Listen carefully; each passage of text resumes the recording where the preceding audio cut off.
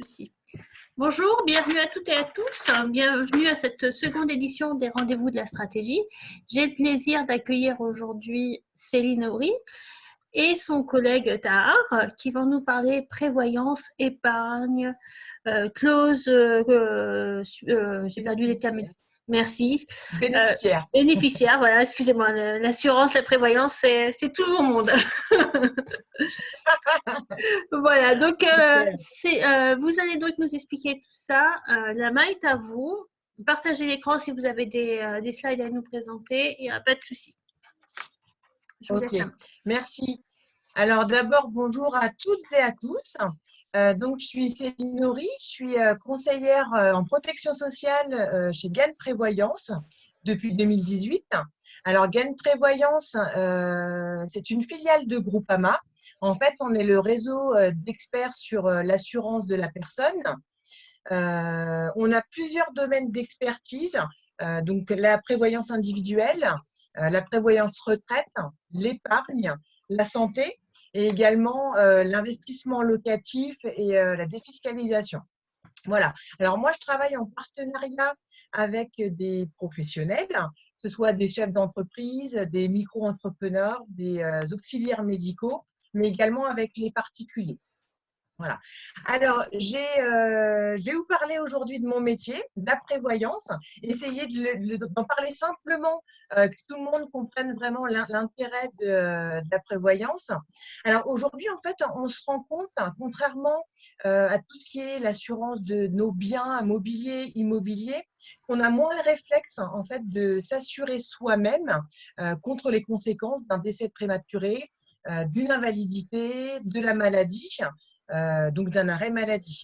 Pourtant, en cette période très particulière et exceptionnelle, on voit quand même que la prévoyance est un outil finalement incontournable pour se protéger soi-même, mais également pour protéger ses proches, et également protéger son activité, donc protéger ses revenus. Voilà. Alors, j'ai envie de commencer par vous dire, pour la prévoyance, il faut se poser les bonnes questions. Ça va être savoir est-ce qu'on est bien couvert, s'il nous arrive quoi que ce soit. Si je devais être arrêté de travailler temporairement ou définitivement, que se passerait-il? Comment je pourrais assumer finalement les charges de la vie quotidienne et l'avenir de ma famille, mais également est-ce que je sais ce que je toucherais en cas d'arrêt maladie, d'invalidité? Est-ce que ma famille toucherait si je venais à disparaître? Voilà, c'est vraiment ce questionnement qu'il faut avoir. Donc la prévoyance individuelle, c'est vraiment de faire face finalement aux aléas de la vie. Autant sur le plan personnel que professionnel, c'est finalement mettre en sécurité ses projets, sa famille et contre les accidents de la vie, une maladie, une inval, un décès qui malheureusement peut arriver à tout moment et du coup peut mettre en péril tout le patrimoine familial ou professionnel. Voilà. Alors, le but réellement du contrat complémentaire de la prévoyance individuelle, c'est vraiment de pallier et de compléter ce que votre régime obligatoire vous versera dans ces cas-là. Alors, moi, je vais juste vous partager rapidement l'outil avec lequel je travaille avec mes clients et mes prospects, qui est Maxirem. Alors, je vais chercher le doc.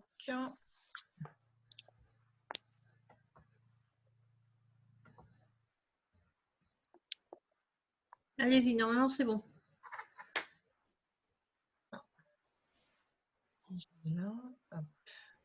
Est-ce que vous le voyez? Ne devrait pas tarder. Voilà. Charge. Ok, on voit votre bureau maintenant. Ok. Donc, simplement, donc voilà, Maxirem, c'est l'outil que j'utilise. Il faut agrandir, il faut cliquer dessus, Céline, s'il vous plaît. On voit votre bureau blanc et le petit icône. Ah. Il n'y a pas de souci. Ça fait la même chose que dans le test. Voilà. Là, je l'ai relancé. Est-ce que c'est bon pour vous? Alors, attends. Encore.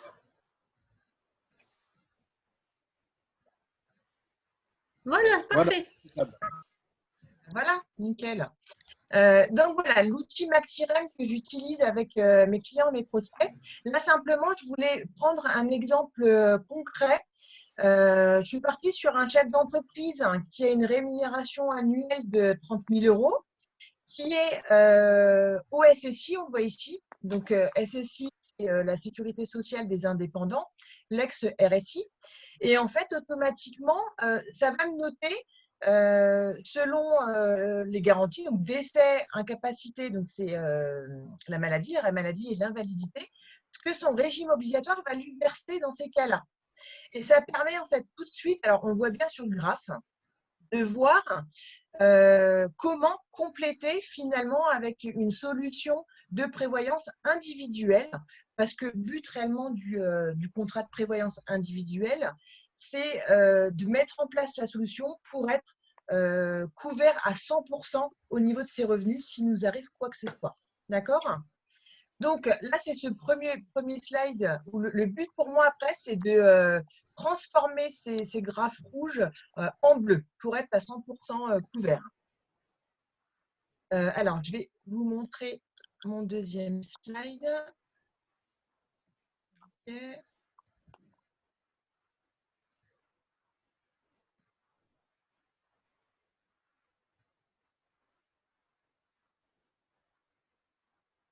Nouveau partage.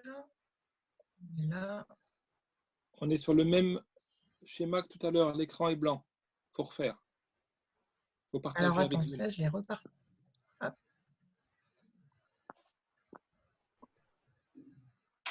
Je l'ai relancé. Vous voyez quelque chose? Ça va arriver.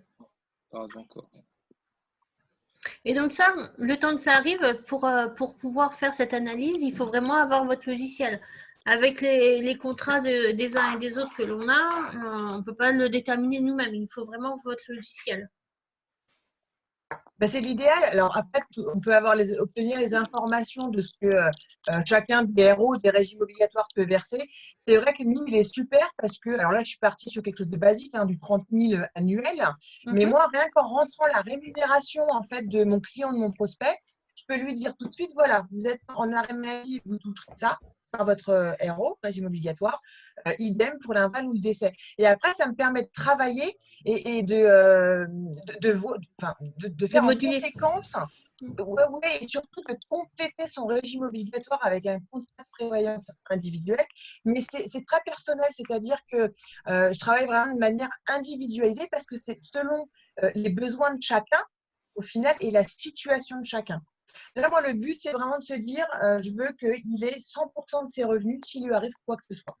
Toujours se protéger sa famille, ses proches et continuer à vivre, même en ne travaillant plus, tout simplement.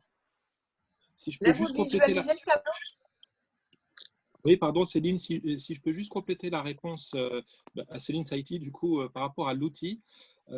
L'avantage de cet outil, c'est qu'il est mis à jour en temps réel.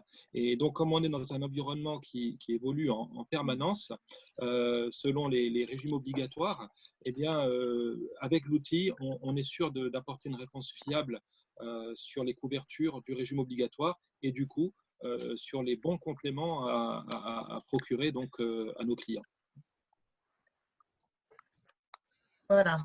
Voilà, Céline, je te donne. Donc voilà, donc simplement, moi, après, ce que ça donne, c'est que quand voilà, je fais mes calculs avec lui, donc moi, je vais compléter avec ce que je vais pouvoir lui proposer dans la solution de prévoyance pour qu'il visuellement, finalement, au total, il arrive bien à son revenu annuel et qu'il est couvert à 100%. J'ai vraiment, voilà, j'ai complété son régime obligatoire pour que sa couverture soit totale. Voilà. Alors, c'est de là ensuite, alors je vais retirer tout ça. Donc, à partir ensuite de cette étude avec MaxiRem, je vais lui établir sa solution de prévoyance. Alors, la solution de prévoyance au GAN-Prév s'appelle le GPSP ou GPSF, donc c'est GAN Prévoyance Sécurité Professionnelle ou Sécurité Famille. Et dedans, en fait, je vais lui introduire plusieurs garanties. D'abord, une garantie d'essai qui est la garantie de base et qui est obligatoire, et ensuite des garanties optionnelles. Alors, sur la garantie de base, qui est la garantie décès, c'est important puisqu'elle bénéficie de la fiscalité avantageuse de l'assurance vie. Et ensuite, je vais pouvoir y rajouter de la rente décès s'il le souhaite. Je vais pouvoir y rajouter du capital invalidité et de la rente invalidité. La rente, toujours pour compléter son régime obligatoire. Le capital invalidité, je le préconise parce que ce capital inval, il est là pour pallier aux dépenses d'urgence. Médicaments, tout ce qui est matériel, tout ce qui est hospitalisation, les changements qu'on peut avoir quand on a une invalidité. Ensuite, on va mettre en place une garantie d'indemnité journalière. Donc là, ça va vraiment être le complément en cas d'arrêt maladie de son régime obligatoire pour qu'il continue à avoir 100% de ses revenus de couvert. Alors, dans ces IJ, dans ces indemnités journalières, il y a plusieurs choses. Vous aurez le choix en fait de choisir un peu la périodicité, c'est-à-dire qu'on peut partir sur de l'indemnité journalière classique avec une indemnité qui restera identique jusqu'à la fin de l'arrêt. On peut être sur une indemnité journalière modulable. C'est le cas pour les professionnels auxiliaires médicaux qui, eux, ont un régime obligatoire de la carte PINCO qui est très différent. C'est-à-dire que s'ils sont en arrêt maladie, ils ont, pendant 3 mois, en fait, on ne leur verse rien. Donc, c'est là où c'est important que moi, je complète en se disant il faut qu'au moins les 3 premiers mois, ils aient 100% de leurs revenus. Donc, je vais mettre un montant d'indemnité journalier à 100%. Et à partir du 4e mois jusqu'à la fin de l'arrêt, ils leur versent une certaine somme. Là, je vais mettre un peu moins juste pour compléter le régime obligatoire et être à 100% toujours de leurs revenus. D'accord ? Et on a également le choix de la périodicité, par exemple, périodicité saisonnier. Ça va être le cas, je pense, aux stations de ski, toutes les activités qui fonctionnent que quelques mois dans l'année. On va cibler cette période-là pour l'indemnisation. Donc, il y a ça dans les IJ. Et il y a également une réflexion à avoir sur la franchise qu'on souhaite donner à sa garantie d'indemnité journalière. On s'en rend compte, alors moi je le vois avec cette période où j'ai eu beaucoup d'arrêts maladie de mes clients où finalement la franchise a fait tout et du coup les gens se sont vraiment comment dire, sont intéressés et ont vu que ce choix-là était super important pour la prise en charge. Il y a plusieurs indemnités journalières. Là, on le voyait avant, sur le régime obligatoire de la SSI, on est sur du 3-3. Ça veut dire que le SSI versera une indemnité à partir du 4e jour en cas de maladie et à partir du 4e jour en cas d'accident. Ensuite, le contrat, la solution de trêve individuelle, elle, interviendra en même temps avec une franchise différente. Alors, on va d'une franchise sur du 1/3, 1/3 jusqu'à 90-90. Moi, j'avoue que je préconise pour mes clients et prospects professionnels la franchise 7-7 ans. Elle est bien parce que ça voudra dire qu'en cas de maladie ou en cas d'accident, on versera l'indemnité pour compléter le RO à partir du 8e jour, sauf s'il y a hospitalisation d'au moins 24 heures. Et s'il y a hospitalisation d'au moins 24 heures, en fait, la franchise revient à 1-1. On prendra en charge à partir du 2e jour. On versera les indemnités à partir du 2e jour. Donc voilà, c'est vraiment une réflexion de nouveau personnelle. Faut échanger là-dessus avec le client, le prospect et se mettre un peu en situation pour choisir finalement la meilleure des garanties qui vous correspond. Toujours dans ma solution GPSP, on va pouvoir y rajouter des indemnités journalières en cas d'hospitalisation en supplément de l'indemnité journalière classique. Et également de la rente d'éducation qui permet en fait simplement toujours de sécuriser le projet d'études qu'on peut avoir pour nos enfants. En cas de décès ou d'invalidité de l'assuré, en fait, les enfants toucheront une rente d'éducation jusqu'à la fin de leurs études. Voilà. Et une dernière garantie qui est super importante, c'est la GAV, la garantie accident de la vie. Alors, la garantie accident de la vie, pour moi, tous les foyers devraient en avoir une. Cette garantie, en fait, elle vous couvre dans le cadre personnel, dans le cadre de vos loisirs. Alors, durant ces semaines qu'on a eu de confinement, on s'est tous lancés dans du bricolage, du jardinage, etc. Et c'est là où on se dit, voilà, il peut vite arriver quelque chose.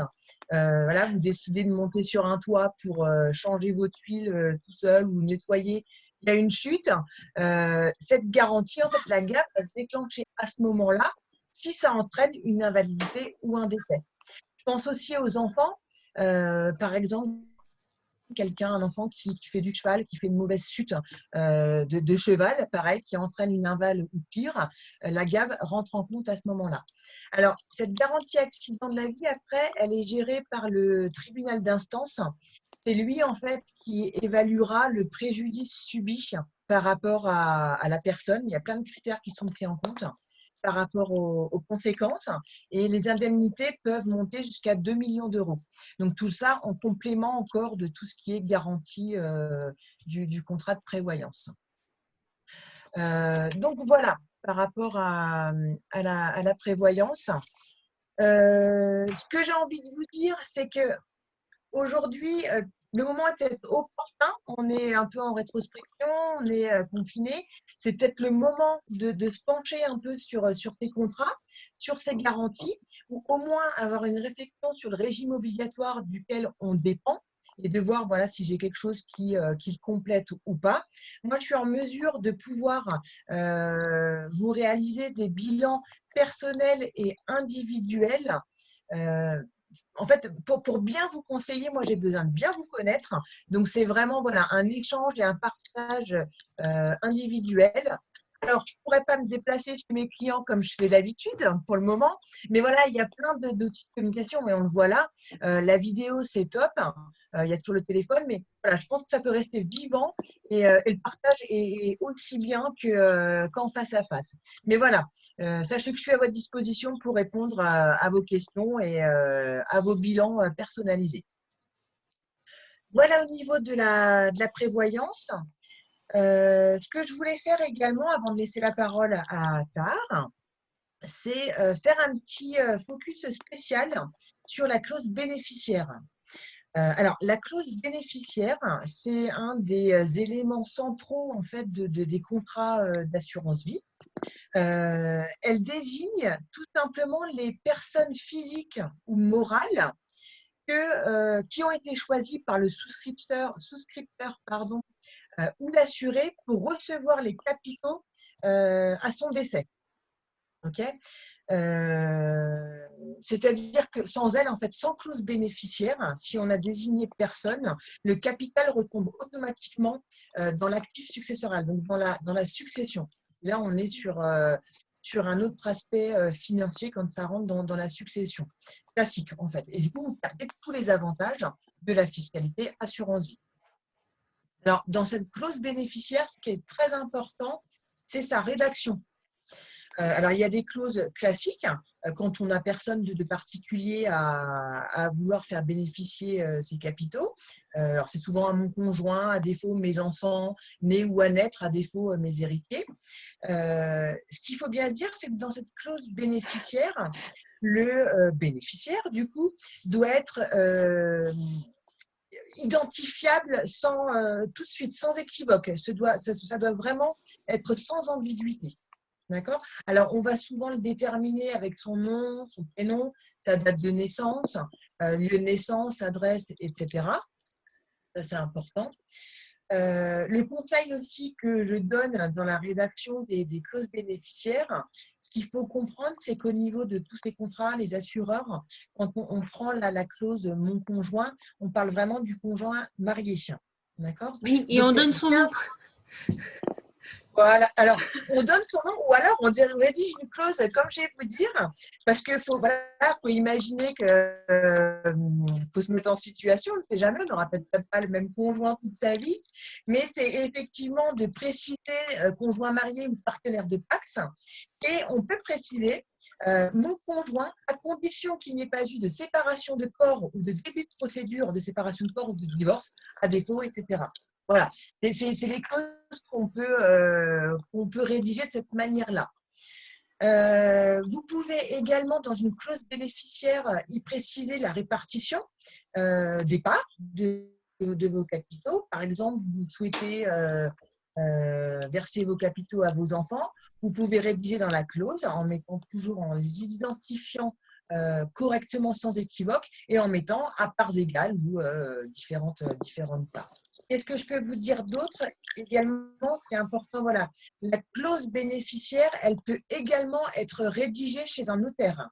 À ce moment-là, il faut vraiment que l'assureur en ait connaissance et du coup, on rédigera une clause personnalisée où on mettra qu'il faut se reporter aux dispositions testamentaires relatives au contrat, numéro un tel, déposé auprès de maître X, situé à l'adresse étude X, etc. Ça, c'est important. On puisse se rapporter à cette clause-là. Réellement, ce que j'ai envie de dire pour conclure sur la clause bénéficiaire, pour moi, elle est aussi importante que la réflexion qu'on a sur son contrat individuel de prévoyance. Elle doit vraiment en fait être le reflet des intentions de l'assuré, du souscripteur. Il faut savoir qu'on peut donc la donner au moment de l'adhésion à un contrat, mais elle peut changer. On peut, pendant la durée du contrat, changer le bénéficiaire jusqu'au dénouement. Sauf si, alors il y a des cas particuliers où il peut y avoir acceptation du bénéficiaire de la clause, mais à ce moment-là, ça engendre d'autres inconvénients. C'est-à-dire que l'assuré ne pourra plus rien faire sans l'accord de l'acceptant bénéficiaire, finalement. Donc ça, voilà, c'est une particularité. Dans tous les cas, ça doit toujours être le reflet du souhait et des intentions du souscripteur. Alors, ce que je ne vous ai pas dit quand même, c'est que voilà, qui est en capacité d'être bénéficiaire, de recevoir. Donc, on va avoir toutes les personnes physiques morales. Quand je dis morales, ça peut être des entreprises, associations, même les services fiscaux. Il y a par contre des personnes physiques ou morales qui sont exclues de la capacité à recevoir. Ça va être toutes les professions médicales et pharmaceutiques. Et tous les auxiliaires médicaux qui auront, par exemple, prodigué les soins à l'assuré pendant la maladie dont elle meurt, etc. D'accord? Et tuteur. Donc, il y a quand même des exclusions. Oui, ça évite les empoisonnements, quoi. Exactement. Exactement. Mais effectivement, c'est ça que je dis que c'est super important. La clause bénéficiaire est aussi importante que finalement sa solution de prévoyance. Et pour terminer, j'ai envie de vous dire que ce soit votre contrat de prévoyance ou votre clause bénéficiaire, c'est quelque chose qu'il faut revoir tous les ans avec votre conseiller. C'est important parce qu'en une année, il peut se passer plein de choses. Il faut se caler à ses évolutions personnelles et professionnelles et puis s'assurer que les intentions qu'on a au niveau de notre clause sont toujours les mêmes. Oui, parce que si si vous allez léguer un ex de 20 ans, c'est dommage, quoi. Oui, c'est dommage. C'est voilà, c'est important de se faire bien conseiller et de vérifier tous ces points. Exactement. Voilà, mais j'espère que j'ai été claire au niveau de ma partie vraiment prévoyante et puis complément et de l'importance du complément de votre régime obligatoire. Surtout en cette période, je crois qu'il faut s'interroger, il faut se pencher dessus et c'est le moment. On a un peu plus de temps, faut s'y pencher. Tout simplement. Puis, les éléments font qu'on y pense tôt ou tard. Donc, Exactement. Et puis aujourd'hui, c'est vrai, c'est ce que je dis souvent, finalement, la prévoyance, il n'y a pas d'âge pour faire un contrat de prévoyance. Alors, à partir du moment où on rentre dans la vie active, il faut avoir une prévoyance individuelle parce que c'est aussi sur questionnaire de santé. Donc voilà, quand on est jeune, on est en bonne santé, non seulement au niveau de la réplication, ce sera vachement plus intéressant et on se couvre tout de suite pour des années. Souvent, on pense qu'on a une prévoyance, au travail, hein, les prévoyances collectives, mais on ne sait jamais vraiment ce qu'il y a dedans. Et puis au final, c'est vrai qu'aujourd'hui, on est dans une génération où on change d'entreprise quand même fréquemment qu'un certain temps. Donc, on peut très bien avoir une prévoyance un jour dans une entreprise, quand on a 30 ans. 40, se dire, voilà, on change d'entreprise, on n'a pas de prévoyance. Et là, c'est indispensable de s'en faire une individuelle, sauf qu'on a 40 ans. et qu'il a pu se passer plein de choses depuis notre entrée dans la vie active et les garanties, forcément, ne se font pas comme on le souhaiterait ou pas. Il peut se passer plein de choses. Donc voilà, il n'y a vraiment pas d'âge, je pense, pour avoir de la prévoyance individuelle. Même plus tard, je pense, la prévoyance, alors je parle là des indemnités journalières, invalidité, mais ça peut être aussi sur tout ce qui est sur la réflexion sur la succession. Aussi, il y a des solutions de prévoyance pour prévoir sa succession. Oui, puis ça et là, coûte cher. Il y a plein de choses à mettre en place. Tout à fait. Donc, c'est plein de solutions où il faut échanger et après, comme dit, c'est personnel. Donc, ce sont les besoins et la situation de chacun. Voilà. Donc, je vais peut-être arrêter de parler maintenant. En tous les cas, je suis à votre disposition pour en discuter avec vous et travailler sur tout ça. Je vais laisser la place maintenant à mon manager, Tahar Fella, qui va essayer de répondre à notre question que faire avec mon épargne aujourd'hui dans ce contexte. J'investis ou j'investis pas, Tahar? Qu'est-ce qu'on fait? Bonne question. Alors, on investit où surtout si on doit le faire? Ouais. Alors, on va y venir. Donc, moi, ce que je vous propose, d'abord, je voudrais en profiter pour vous remercier, Céline Saïti, pour l'invitation. C'est toujours un plaisir. C'est la deuxième fois et c'est à chaque fois un plaisir. Cette fois-ci devant la caméra. Aujourd'hui, c'est face caméra. Voilà. Donc, du coup, je me présente très rapidement. Donc, Tahar Fella, moi, je suis manager commercial à Mulhouse. Pour donc, la société Gagne Prévoyance. J'ai la chance de travailler avec 11 collaborateurs dont Céline Horry fait partie et donc qui évoluent sur 3 départements, donc le département 68, le territoire de Belfort et puis une partie des Vosges. Alors je dis qui évoluent, qui habituellement donc, se déplacent, mais forcément face à la situation actuelle, on a mis en place un dispositif qui permet à l'ensemble de nos conseillers de continuer de poursuivre leur activité en étant en visio ou par téléphone. Et tout a été sécurisé pour pouvoir continuer de répondre à nos clients de façon complètement sécurisée. Voilà. Alors, je vous propose une réponse en 3 parties rapides.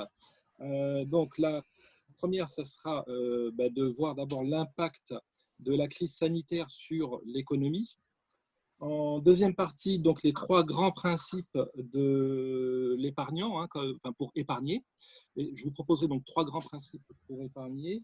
Et puis enfin, donc dans la troisième partie, le rôle du conseiller en prévoyance et les outils qui sont mis à sa disposition pour vous accompagner et répondre à toutes vos attentes.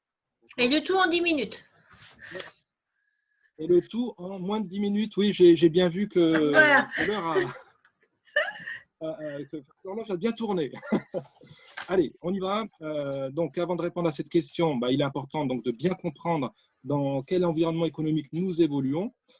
Donc, nous avons actuellement un choc sur l'activité économique qui est plutôt violent. On imagine au deuxième trimestre une baisse de croissance qui est attendue donc de l'ordre de -5 à -15%, ce qui va nous donner pour l'année 2020 une récession pour les pays développés qui est attendue entre -5 et -10%. Alors, si jamais la pandémie se prolonge, il faudra en plus voir ces chiffres encore à la baisse.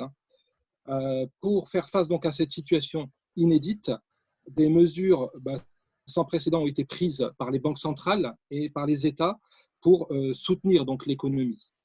Alors par contre, ce qui est important, c'est de souligner que l'appareil de production, lui, il n'a pas été détruit, comme ça pourrait être le cas suite à une guerre, par exemple. L'appareil de production a été simplement mis à l'arrêt le temps donc, du confinement et il est prêt à repartir dès que les mesures de déconfinement seront prononcées. Alors, en revanche, après un tel traumatisme, on ne peut pas imaginer une reprise très rapide. Ça va être une reprise donc lente et progressive. Les ménages vont plutôt épargner que de dépenser, que de consommer. et les entreprises vont être dans le même schéma. On imagine en tout cas que les investissements vont être différés. Voilà, donc ça nous amène à la question de l'épargne et du coup à mes trois préconisations concernant donc les trois grands principes pour épargner. Donc la première question qu'on doit se poser quand on veut mettre en place un dispositif d'épargne, c'est d'abord à quel projet est-ce que ça répond et du coup à quel horizon de placement je souhaite investir mon argent. Ça, c'est la première question que doit se poser l'épargnant. Ensuite, la deuxième question qui va devoir qui viendra plutôt, c'est de privilégier les versements réguliers de façon à pouvoir lisser le risque, lisser l'investissement. J'en profite pour dire qu'actuellement, les marchés n'ont jamais été aussi bas et donc ça vous donne un élément de réponse à la question que vous posiez tout à l'heure. Actuellement, ça peut être le moment pour en profiter et profiter de la baisse pour investir et faire un versement ponctuel, complémentaire. Voilà. Enfin, le troisième grand principe, ça va être la diversification. L'idée, c'est de ne pas mettre tous ses œufs dans le même panier. Et donc, pour répondre à cette diversification, ce qu'on va préconiser, ça va être le fonds euro. Qui en assurance vie, qui est plutôt très stable en termes de rendement. Et puis, pour dynamiser donc, ce projet d'investissement, on va vous proposer également des unités de compte. Les unités de compte, c'est donc un ensemble d'actions qui vont être gérées par notre asset management, dont c'est le métier donc de faire fructifier votre épargne. Voilà. Et donc, troisième partie et dernière partie, ça va être le rôle du conseiller en prévoyance, comme Céline, pour vous accompagner et vous aider à faire votre choix. Donc, la première chose que Céline vous proposera, alors Céline Horry, évidemment. Oui, parce que moi, rien du tout, qu'on soit très clair. Voilà. La première chose, ça va être de définir le projet, comme je le disais tout à l'heure, et donc l'horizon de placement. Pour ce qui est du projet, effectivement, si on parle d'épargne de précaution, là, ça va être plutôt de la liquidité et ça sera le rôle des banques en utilisant le livret A, le LDD, ou ce genre de livret jeune, ce genre de placement, de liquidité à court terme. Ensuite, s'il s'agit de financer les études des enfants, là, on va pouvoir utiliser, par exemple, l'assurance vie, qui va être un bon support. On est sur du moyen terme, et donc là, ce sera un support adapté. Si le projet, c'est de se constituer un apport pour investir dans sa résidence principale, l'assurance vie sera un bon support aussi. Je vous donne encore deux exemples. Si l'objectif, c'est de préparer sa retraite, là, également, l'assurance vie ou alors le dispositif Perrin seront de très bons supports qui vous permettront donc d'investir sur du moyen-long terme du coup. Et enfin, Céline l'a évoqué tout à l'heure, l'assurance vie est un excellent moyen pour transmettre des capitaux donc à ses proches dans le cadre d'une succession. Donc, on peut également utiliser l'assurance vie dans ce cadre-là. Voilà. Ce qui va être important dans le rôle du conseiller en prévoyance, ça va être de vous aider à définir quel est votre profil d'épargnant. Alors, profil d'épargnant, pourquoi je parle de profil d'épargnant? Tout simplement puisqu'on doit associer la performance au niveau de risque qu'on va accepter. Aujourd'hui, il n'y a plus de placement sans risque performant. Donc, si on souhaite dynamiser son épargne, il faut accepter une part de risque. Et là, c'est vraiment une question très personnelle qui va varier d'une personne à l'autre. Et du coup, Céline est dotée d'outils qui vont vous aider. Elle va vous poser un certain nombre de questions ce qui vous permettra de savoir si vous êtes plutôt prudent dans votre profil de risque, équilibré ou dynamique, hein, et en fonction aussi de l'horizon et du projet de placement. Alors maintenant, voilà, pour répondre à la question, est-ce que c'est le moment d'investir? Mais moi, j'ai envie de vous dire oui, aujourd'hui, on est dans une période plus que favorable, puisque les marchés n'ont jamais été aussi bas, et l'idée, c'est de profiter de la baisse pour investir. Il y a une vieille expression, hein, qui dit qu'il faut investir au son du canon et vendre au son du clairon. Hein, donc, voilà, sans vouloir paraphraser notre président, il semblerait qu'on ait parlé de temps de guerre il n'y a pas si longtemps. Voilà. Donc, pour l'investissement et pour finir là-dessus, oui, c'est le bon moment. Restons, voilà, soyons lucides. Et voilà. Alors, une dernière chose, où investir? Où investir? Effectivement, là, c'est une question aussi importante. Donc, je l'ai un petit peu évoqué avant en disant que ça dépendait du projet et puis de l'horizon de placement. Mais surtout, là, il va falloir faire confiance à une entreprise solide et un gestionnaire de fonds expérimenté. Donc là, pour exemple, en ce qui nous concerne, là, je vais prêcher pour ma paroisse, Groupama Asset Management fait partie des entreprises solides, puisqu'on vient d'être confirmé par l'agence de notation Fitch en catégorie A, hein, donc en termes de fiabilité, on est très très bien placé. Voilà. Et puis Groupama Asset Management vient de recevoir également un prix sur les performances réalisées sur les 5 dernières années. Hein, même si on ne peut pas présager de l'avenir par rapport aux performances passées, mais ça donne quand même une tendance. Hein. Voilà. Donc, écoutez, je pense que j'ai tenu le timing. Bravo, merci. Et donc, je vous remercie pour votre attention.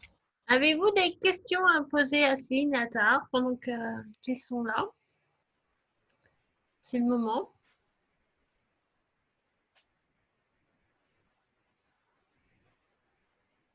Débranchez vos micros, posez vos questions. A priori, pas de questions. Nous avons eu des questions au moment d'inscription d'Aurélie, qui n'a pas pu être présente actuellement. Aurélie, qui va bientôt être auto-entrepreneur et qui cherche à épargner afin de se protéger en cas de problème de santé. Comment peut-elle faire? Alors, c'est une excellente question. Alors, on va y répondre, je pense, en deux parties. Épargner, c'est une forme de prévoyance. Effectivement, hein, mettre de l'argent de côté, c'est une forme de prévoyance. Donc là, c'est sur le long terme quelque chose qui peut être intéressant. En revanche, elle est auto-entrepreneur et elle souhaite se protéger en cas d'accident. Hein, le pépin. Le pépin, oui, tout à fait. Le problème de santé, elle a dit, exactement. Problème de santé. Donc là, je vais passer la main à Céline Bory, du coup, parce que je dirais que le meilleur conseil qu'on pourra lui apporter, ce sera de plutôt jumeler une épargne qui visera le long terme à un contrat de prévoyance qui va lui permettre de percevoir des indemnités ou des capitaux immédiatement, sans attendre d'avoir constitué un capital. Donc là, je te passe la main, Céline. Voilà, bon, tu as pratiquement tout dit, mais effectivement, ça revient à ce que j'expliquais tout à l'heure. Pour pallier un pépin de santé, de la maladie, en fait, on dit vaut mieux prévenir que guérir. C'est réellement lui mettre une solution en place de prévoyance pour compléter son régime obligatoire par rapport à son statut de micro-entrepreneuse. C'est important. Alors après, voilà. Ce sera vraiment de l'échange avec elle sur son projet, sur ses besoins et de construire sa solution par rapport à tout ça, à son revenu. Mais vraiment, effectivement, à côté de cette partie épargne, comme d'État, de le faire sur du long terme pour d'autres projets, c'est vraiment d'avoir une solution immédiate avec une solution de prévoyance individuelle. Ouais, complétera son régime obligatoire. Pas de souci. Après, nous avions Picasso également qui nous a posé une question sur capital ou rente en cas de décès et pour quel décès. Ça risque d'être un petit peu long en termes d'explication. Je vous transmettrai son numéro de téléphone et vous l'appellerez peut-être pour lui expliquer de manière plus en détail, parce qu'apparemment il attendait pas mal de détails. Ce sera peut-être plus judicieux. Mais dans les grandes lignes, il vous reste 2 minutes pour nous donner vos éclaircissements dans les grandes lignes. Alors, simplement, il y a le choix. C'est ce que je disais dans la solution capital décès dans un contrat de prévoyance individuelle. Là, je ne suis pas sur de l'épargne fiscalité assurance vie, je suis vraiment dans le contrat de prévoyance individuelle. Capital décès qui sera transmis directement aux bénéficiaires sur la fiscalité avantageuse de l'assurance vie. D'accord? Et rente, c'est une option, effectivement. Une rente décès, ça peut se cumuler au capital décès, mais cette rente sera viagère et imposable, par contre, pour le bénéficiaire. Et puis, capital décès, alors, nos solutions, on est sur du capital décès toute cause pour tout ce qui concerne la maladie ou l'accident, vie privée, vie professionnelle. Alors après, il y a des petites restrictions rapidement, comme la plupart des contrats, par exemple, je pense au suicide, où ce serait une restriction, il y aura une restriction sur 1 an, par exemple. Mais sinon, on est sur du capital décès toute cause. D'accord, ok, parfait. Je vous transmettrai les coordonnées des 2 personnes qui avaient posé les questions pour que vous puissiez approfondir avec elles les réponses si ce n'est pas clair. D'accord? Très bien. Avez-vous d'autres questions? Les personnes qui sont présentes? C'est maintenant. En attendant, s'il n'y a pas de questions, j'en profite pour passer un message. Allez-y. Un message très rapide, mais qui peut intéresser les auditeurs. C'était simplement pour dire que GAN recrute. Ah oui, c'est important de dire en ce moment. Actuellement, voilà, une société qui est en très bonne santé financière et qui, justement, pendant la crise, continue le recrutement sur toute la France. Donc là, nous recherchons des collaborateurs qui, comme Céline Horry, seront des conseillers en prévoyance. On assure la formation donc des collaborateurs et les démarches de recrutement peuvent démarrer déjà en visio, comme on est en train de le faire là. Bien sûr, premier entretien en visio, bien sûr. Voilà, de façon à pouvoir, à la sortie du confinement, finaliser finalement le recrutement avec un entretien présentiel. Et voilà, et puis du coup, ça peut être une perspective d'emploi dans une période plutôt compliquée. Voilà. Donc, une perspective d'emploi à la sortie de confinement. Donc voilà, ça me paraissait important de le dire. Tout à fait. Et de diffuser au nombre de personnes. Voilà. Il n'y a pas de souci. Envoyez-nous une offre qu'on puisse partager après sur les réseaux sociaux et dans notre entourage. Il n'y a pas de souci. Vous recrutez des alternants aussi? Des alternants, des personnes qui font leur alternance. Des alternants, oui. Donc là, dans le cadre d'un BTS. Oui, voilà. Dans ce type de forme. Alors, jusqu'à présent, nous ne l'avons pas fait. Maintenant, c'est quelque chose qui peut évoluer. Donc, effectivement. On en discutera tous les 2. On pourra en rediscuter. J'ai quelques alternants à vous proposer, c'est pour ça. J'ai quelques ludoviciens, si je ne me trompe pas. Comment? Quelques ludoviciens. C'est ça, c'est ça. Habitants de Saint-Louis. C'est ça, c'est ça. On en discutera. Parfait. Mais merci beaucoup, Tahar et Céline, pour votre intervention. Merci pour toutes ces précisions. À tous. Et donc, merci pour votre présentation.